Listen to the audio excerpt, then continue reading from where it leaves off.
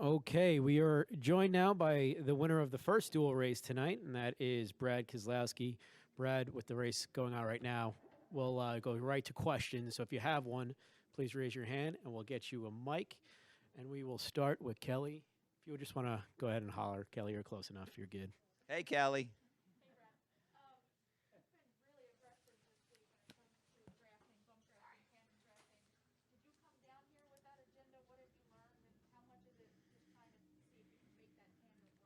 Yeah, I'm going to keep learning about these cars every time I get in them, and there's a lot to learn, and they keep changing so much. We came down here for the test, and our car was not very good. Didn't have a lot of speed, drove really bad, and I knew we'd made a lot of changes from the test to come down here and learned a lot accordingly, and I was trying to kind of reset my brain from what I had at the test session, because what I had at the test session was, hey, if you can just make 200 laps, you'll be doing good.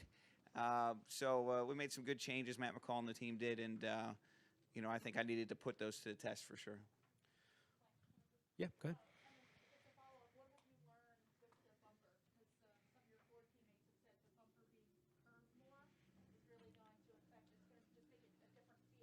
Yeah.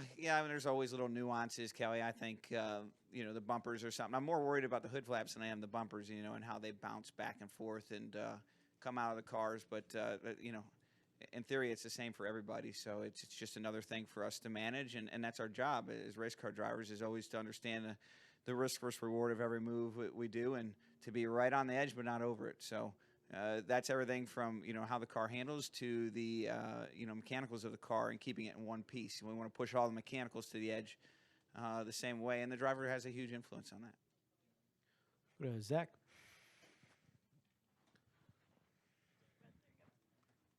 Zach Sterniel with FrontStretch.com. Brad, two questions. One, I'm curious if it was a benefit for you guys to only have 4 cars at the end in that little pack there, and you were able to kind of slingshot there for the lead. What was that a benefit of having just a small group of cars there? Yeah, I mean, it certainly didn't hurt. I mean, if there had been more cars, I don't think I would have done anything different. But the risk proposition was a lot lower when you have that many cars, because I think if it didn't work, I was going to finish 4th. So that didn't hurt for sure. And the second, I was curious if there was any kind of spark of emotion or anything, seeing the 2-car behind you coming across the line right behind you. No, not particularly. I'll go watch it on TV though. Maybe it will then. Thanks. In the moment, I just want to win, so don't have a chance to be sentimental. We'll go to Jenna and then Dustin. So I was hey Brad, congratulations. First of all, how's that feel? It's just really good, and it's just so important. There's a lot of guys and gals on my team, that never won a race before. The company hasn't won a race in 5-6 years now, 5.5, something like that.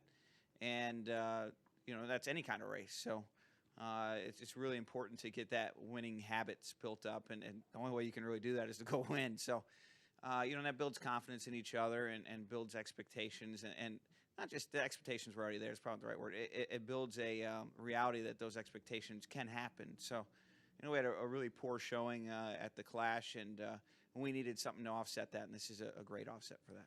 So, do they get accustomed to believing they have a car capable of winning the Daytona 500? Well, they should. Yeah, that should be what comes out of today. The 500 will be a lot different than this race. I think the big thing we're noticing is, as the pack increases, the cars change pretty dramatically. And then, of course, on the 500, you'll have the hotter temperatures because it'll be during the day. The good Lord willing, it doesn't rain on us, which looks pretty good for that. So that'll be a whole different set of circumstances that we'll have to adjust to. But I think I've got a really solid team. Most of the team is from the 1 car last year, and they're built on a really strong foundation, and this is something to just keep going from. And sorry, I apologize, I have one more. You said you don't really have time to get sentimental, but there is this element with your father. Do you give it thought, Yeah, I haven't yet.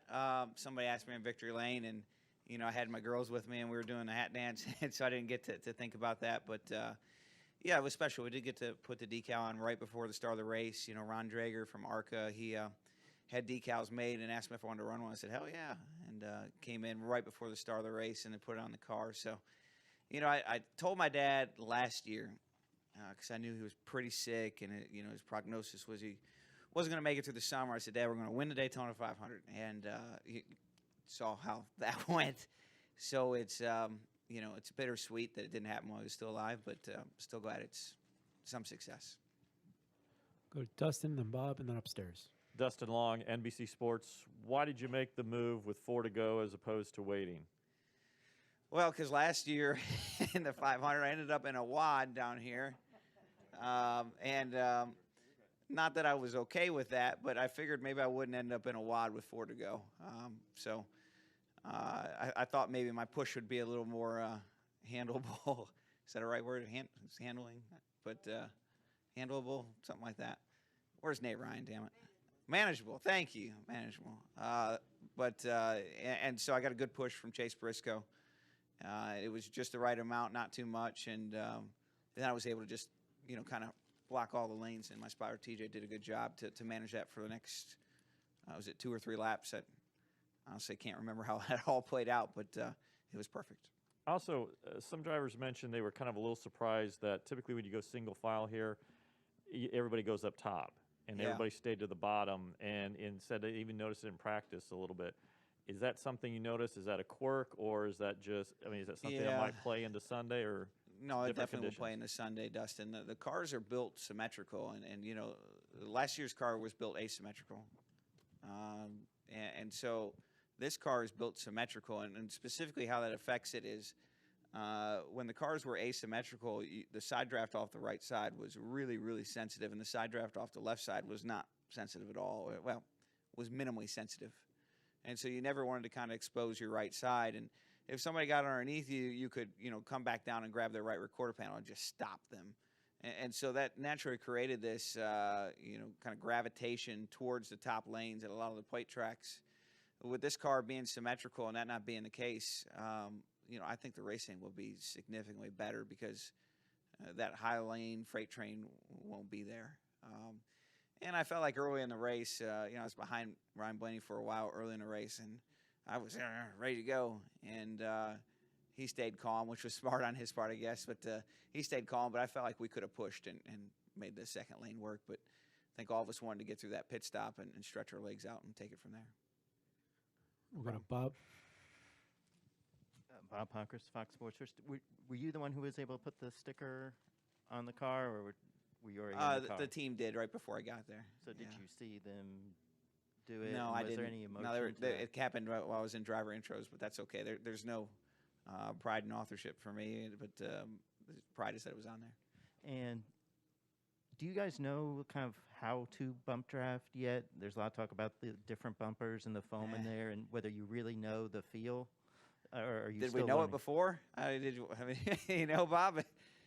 Shoot, we came here the last 7 years and wrecked 30 cars a weekend. So I don't think we really knew it before, you know, based on that.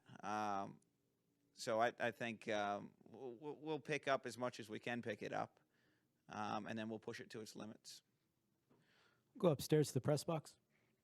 Bruce Martin with Speed Sport. Brad, as an owner, how would you assess the job the driver did tonight? Well, he won't get fired, which is good, you know. Got a little job security there.